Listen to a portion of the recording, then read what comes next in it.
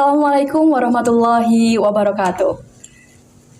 Apa kabar pemirsa KK Media dimanapun kalian berada? Senang sekali saya Rahma kembali menjumpai Anda tentunya di program Samawa, sharing bareng mahasiswa. Pemirsa setia KK Media dimanapun kalian berada, saat merantau pasti kita dihadapkan dengan dua sisi yang saling berdampingan. Ada keseruan, bahkan kita seringkali dihadapkan dengan tantangan juga. Di satu sisi kita belajar untuk menjadi pribadi yang lebih mandiri lagi, bertemu dengan teman-teman baru, lingkungan baru, dan suasana yang baru. Tapi di sisi lain kita pasti juga merasakan adanya kerinduan dengan keluarga, sanak saudara, dan teman-teman kita di lingkungan sebelumnya. Oleh karena itu, pemirsa KK Media, hari ini spesial kita akan membahas tuntas mengenai bagaimana kehidupan merantau bagi seorang mahasiswa. Hidup merantau itu seru atau berat? Tentunya kali ini saya tidak sendiri, akan ada narasumber yang sudah hadir membersamai saya, yang nantinya akan memberikan pengalaman-pengalamannya tentang hidup merantau, di mana itu nanti bisa kita ambil pelajarannya untuk kehidupan kita nantinya jika kita memilih hidup merantau jauh dari keluarga. Mari kita sambut. Selamat sore Kak Haris. Selamat sore. Bagaimana kabarnya? Alhamdulillah baik. Alhamdulillah diberikan kesehatan. Oke, Kak Haris mungkin bisa memperkenalkan dirinya dari program studi apa dan sekarang udah masuk ke semester berapa? Halo teman-teman, perkenalkan nama saya Haris Maulana Siregar. Saya asli dari Medan. Sekarang tinggal di Cakarosi, domisili Cakarosi, ngambil jurusan ilmu Al-Quran dan Tafsir. Semester sekarang saya 5 menjelang 6, seperti itu teman-teman. Dari program ilmu Al-Quran dan Tafsir semester 6. Oke Kak Haris, pengalaman merantau saat ini tuh merupakan pengalaman pertama Kak Haris atau mungkin sebelumnya, sebelum merantau ke Kediri, Kak Haris sudah pernah merantau? Untuk pengalaman merantau sendiri, saya sebenarnya udah ini yang kali kedua. Dulu ketika SMA, saya tuh ngambil perantauan yang sebenarnya cukup jauh menurut saya, sekitar 9 jam dari rumah. Itu saya ngambil tingkatan SMA atau pondok pesantren di salah satu kabupaten di ujung di Pulau Sumatera gitu. Oke, jadi asalnya Kak Haris itu sebenarnya dari Sumatera Utara. Cuman waktu SMA dulu juga udah pernah merantau. Jadi mungkin sekarang kalau di bangku perkuliahan memilih untuk merantau lagi merasa kayak lebih ringan. Oke, lebih ringan. Kalau pertama kali Kak Haris merantau waktu SMA, ada nggak sih kayak perasaan takut kalau mau merantau jauh dari keluarga dan lain sebagainya gitu? Pastinya ada seperti itu. Soalnya ketika pertama kali merantau bagi saya itu cuma lumayan berat. Karena hal baru yang saya cobai seperti merantau itu, saya takut sebenarnya. Langsung dipindahkan ke pondok, jauh dari orang tua. Orang tua ngunjungi waktu 4 tahun di pondok itu cuma 2 kali. Nah, jadi pertama kali merantau cukup berat menurut saya gitu. 2 kali dalam 4 tahun. Aduh, luar biasa. Kalau kan Mas Haris di pondok ya. Biasanya tuh kalau di pondok ada kayak jam-jam buat sambang gitu kan? Sambang apa itu sambang? Ditemui sama orang tua maksudnya.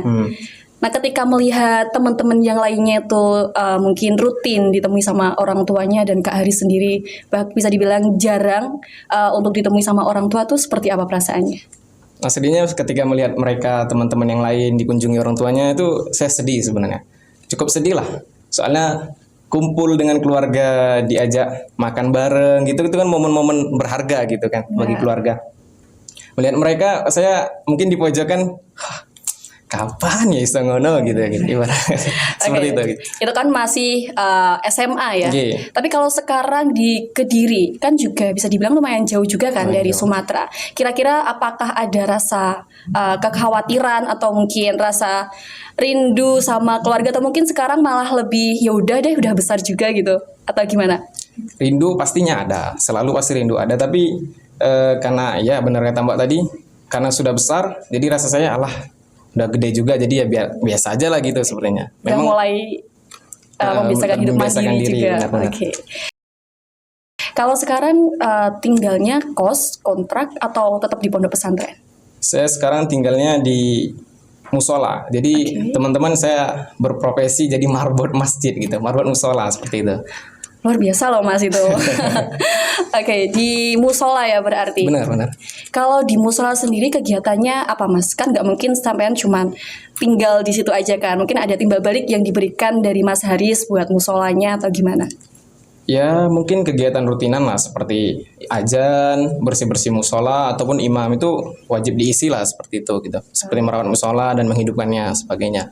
Berarti tetap ada kegiatan di musola di luar kegiatan Mas Haris sebagai seorang mahasiswa di kampus Oke. begitu ya.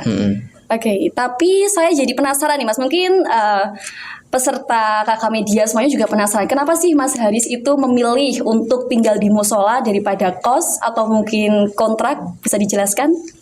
Mungkin saya memilih musola itu teman-teman karena satu biaya lebih menghemat lah. Ketika bayar uang kos yang menurut saya lumayan mahal ya, 300, 400, 500 ribu itu kalau saya tahan atau saya pindah ke musola kan saya nggak bayar tuh Mbak. Nah kadang kan kebetulan ketika kita tinggal di musola ada beberapa keluarga atau warga-warga desa yang memberi bantuan makan atau yang sebagainya gitu, jadi menghemat pengeluaran saya gitu. Oke, Itu jadi makanya lebih- saya memilih tinggal di musola. Jadi daripada mungkin 300, 400 buat bayar kos, bisa dibelikan dengan hal-hal lain yang lebih dibutuhkan gitu ya Mas? Bisa Oke. senangi gitu.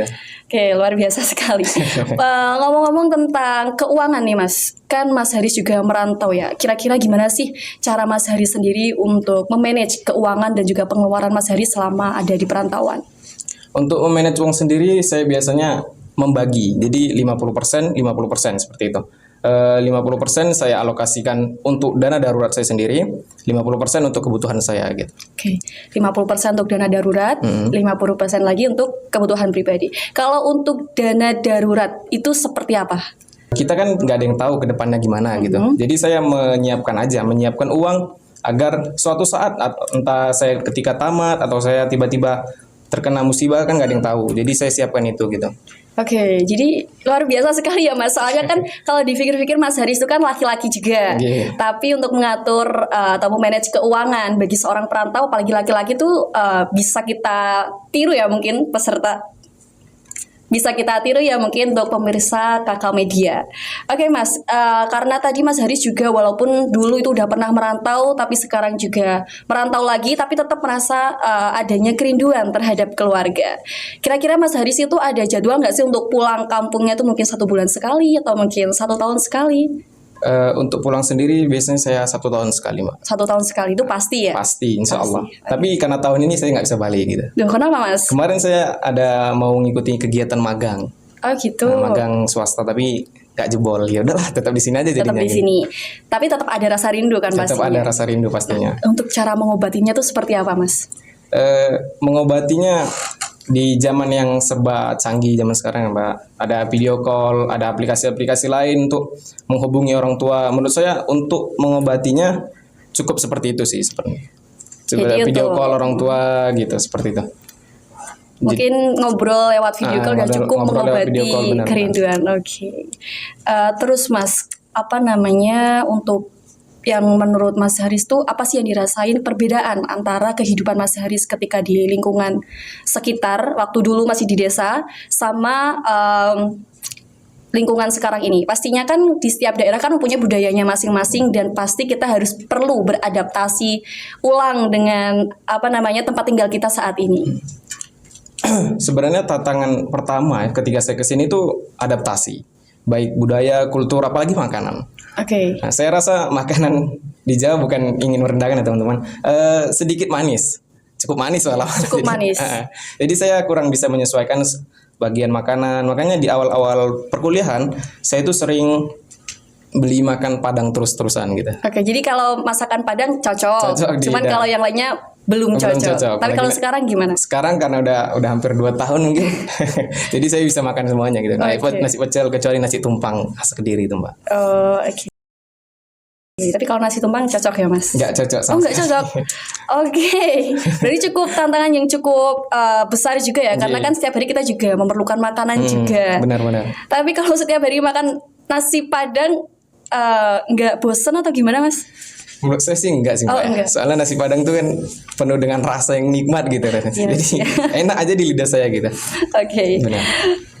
Terus Mas, apa namanya selama merantau, selama jauh dari orang tua dan juga beradaptasi dengan lingkungan-lingkungan baru, kira-kira ada nggak sih kayak momen-momen paling menyenangkan yang Mas Haris rasakan ketika jauh dari kedua orang tua atau ketika dalam masa perantauan?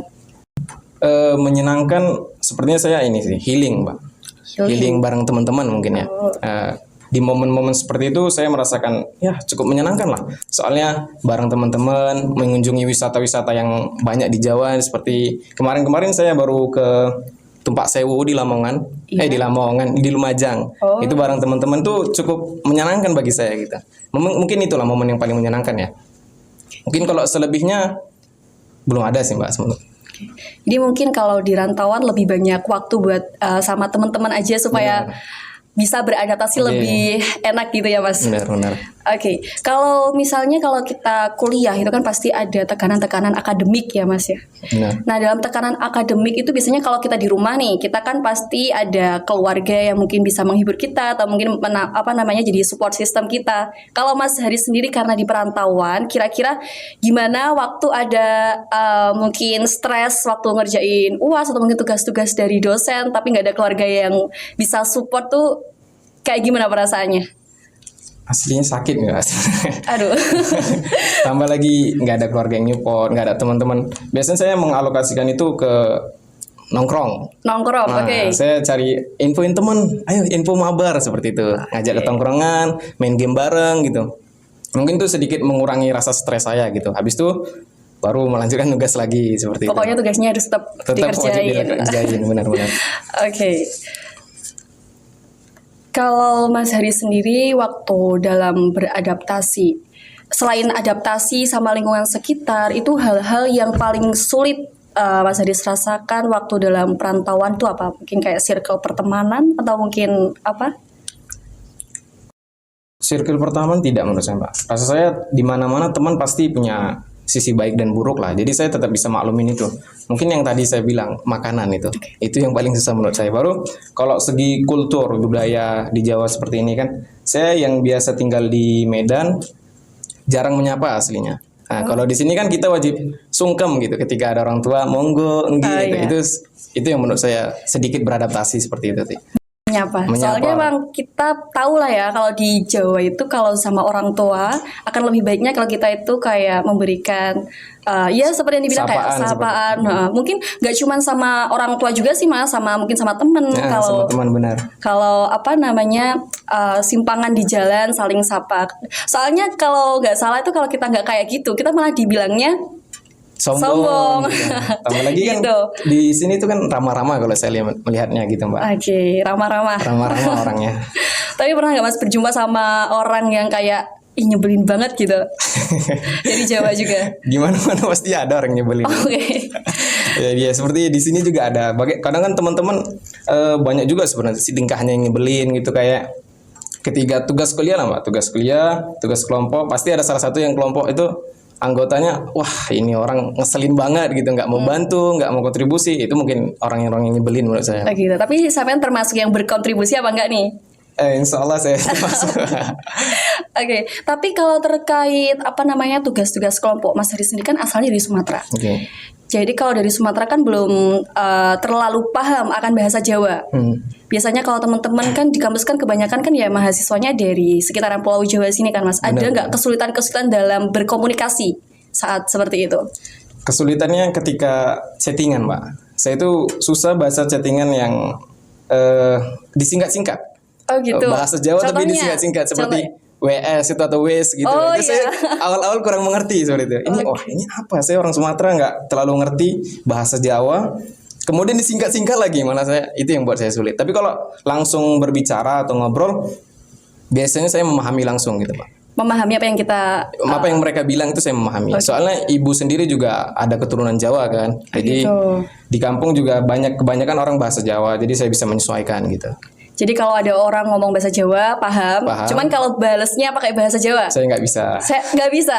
Aslinya bisa tapi tipis-tipis. Tipis-tipis. Contohnya Mas. ya wis ngono misalnya. Masa cuma itu aja? Iya. Selama 3 tahun loh sampai di sini. Aslinya ya pokoknya itulah Mbak. Agak sulit sih gitu menurut saya. Mungkin seperti boten kulo, boten ngertos Oh, gitu, gitu. itu aja Mungkin sih. kayak bahasa-bahasa krama gitu Krama. masih kurang Masih kurang bisa paham. menyesuaikan Oh, gitu. Tapi di sini teman-temannya enak kan Mas? Maksudnya kalau misal sama nggak paham nih bahasa Jawa, ngomongnya pakai bahasa Indonesia aja gitu bisa kan? Tetap mereka bahasa Jawa sih. Oh tetap mereka pakai bahasa Jawa, oke. Tapi itu membuat Mas Haris kayak ngerasa, ini gimana sih? Aku kan nggak ngerti bahasa Jawa, tapi kenapa mereka ngomongnya terus pakai bahasa Jawa gitu? Justru itu yang saya suka Mbak. Ketika saya merantau itu seperti waktu di pondok pesantren itu kan daerahnya jauh dari tempat rumah saya itu. Yang dimana keadaan di kampung saya itu saat itu menggunakan bahasa Indonesia dan bahasa Jawa, pindah ke pondok pesantren menggunakan bahasa daerah, bahasa Batak itu sendiri.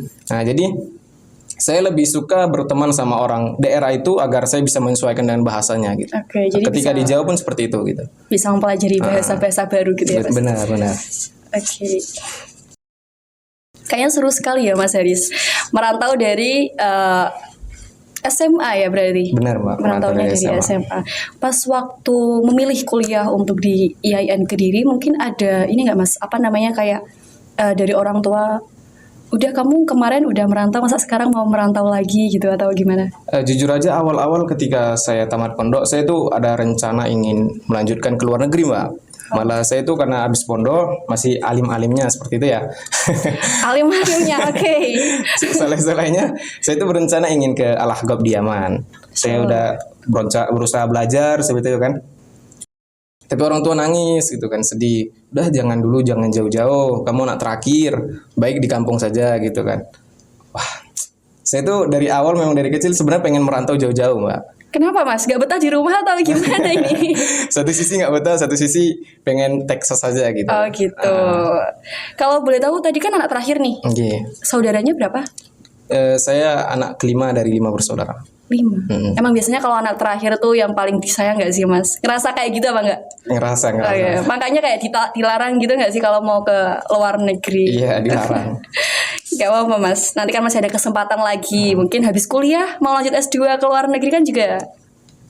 Benar, kayak seperti yang kemarin tuh setelah saya kuliah di Jawa, itu orang tua malah udah mengikhlaskan kan Pak. Malah sekarang ketika saya pulang kemarin, udah kuliah luar negeri aja sana gitu malah. Malah sekarang pengen gitu. lebih jauh-jauh lagi. Kemarin waktu mau keluar lagi gak boleh. Ditahan-tahan. Sekarang malah disuruh keluar negeri.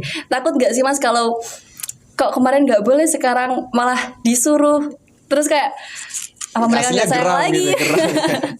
Benar-benar. Kayak ngerasa kayak gitu ada lah ya pastinya Ada ya. pastinya. Terus menurut Mas Haris sendiri selama hidup dalam perantauan, entah itu waktu masih aliyah di pondok pesantren atau mungkin sekarang udah di Kediri itu, menurut Samen sendiri tuh lebih enak merantau atau mungkin hidup bareng-bareng sama keluarga di rumah? Menurut saya lebih enak merantau Mbak. Soalnya saya yang aslinya sebenarnya pengen bebas dari aturan. Oh gitu. Enggak, maksudnya aturan keluarga ya. Aturan keluarga. Seperti biasanya kalau di kampung itu kan saya nggak boleh keluar dari jam 9 ke atas tuh saya nggak boleh. Jadi kalau di sini kan kita bisa sampai jam 10, jam 11 untuk nongkrong bareng atau ngerjain bareng. Ya benar. Jadi saya rasa lebih enakan di perantauan seperti itu. Itu peraturan di atas jam berapa? 9 malam. Itu dari keluarga sendiri. Dari keluarga sendiri. Biasanya setelah jam 9 malam lewat 1 menit aja orang tua bakal marah gitu. Oke, tapi pernah nggak Mas waktu masih nongkrong mungkin di atas jam 9, terus orang tua tanggapannya seperti apa? Diteleponi saya Mbak biasanya. Ditelepon. Diteleponi. Biasanya kan Disuruh kalau pulang, gitu. oh gitu. Anak-anak kecil yang disuruh orang tuanya seperti itu. Benar-benar. Tapi kan biasanya yang kayak gitu kayak cewek enggak sih?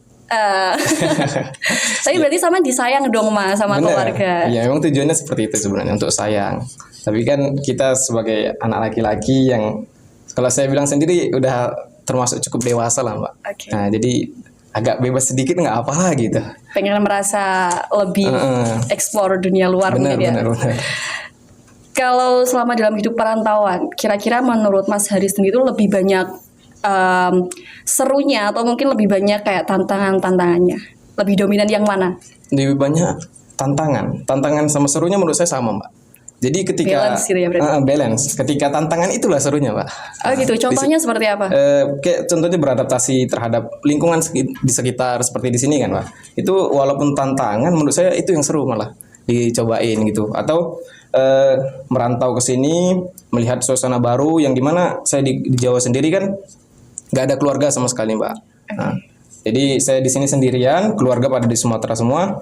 Otomatis kan saya aslinya kan modal nekat doang ini, modal nekat. Jadi ya tantangan seperti ini yang seru menurut saya, menarik jadinya. Jadi bisa buat cerita nanti di masa Buat cerita, tua. benar, Oke. benar. Tapi nanti kalau kelak nih Mas Haris punya anak, kira-kira Amin. kalau apa namanya anaknya pengen merantau dibolehin nggak?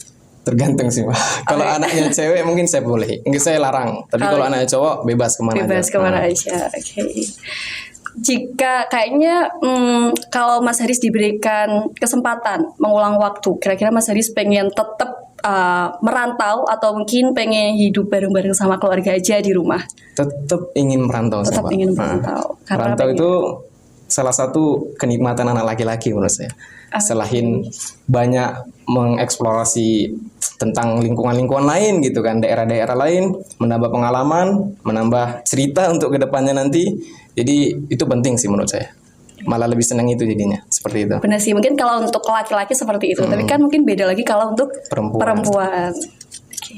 Terus kalau menurut Mas Haris sendiri, apa sih yang perlu kita atau mungkin teman-teman